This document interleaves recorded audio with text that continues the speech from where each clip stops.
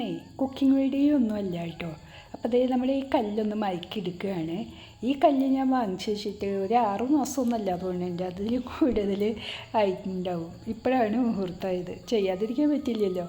അപ്പോൾ അതേ നമ്മൾ ആദ്യം അരി പൊടിച്ചെടുത്തു കേട്ടോ. അപ്പോൾ അത് ആ കല്ല് ഒന്ന് നല്ല ഒരു തരി പോലെ ആയിരിക്കുമല്ലോ.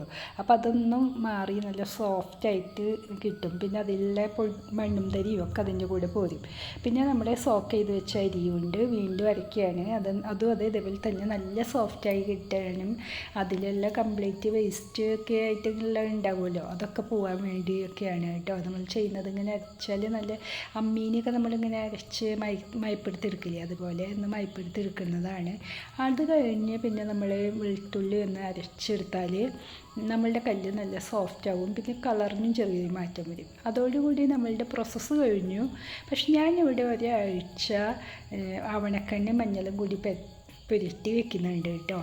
അതെന്തിനാണെന്ന് വിചാരിച്ചാൽ നമ്മളുടെ പഴയ കല്ലാണെന്ന് സംശയിച്ചോട്ടെ എന്ന് വെച്ചിട്ടേ എല്ലാവരും കണ്ടു കഴിഞ്ഞാൽ ഇത് പഴയ കല്ലാണെന്ന് പറയും, അല്ലെങ്കിൽ വെളുത്തിരിക്കും. അത് കാണുമ്പോൾ ഒരു ഭംഗിയില്ല കേട്ടോ. ഇങ്ങനെ ഇരിക്കുന്നതല്ലേ കാണാൻ രസം. Okay, thank you.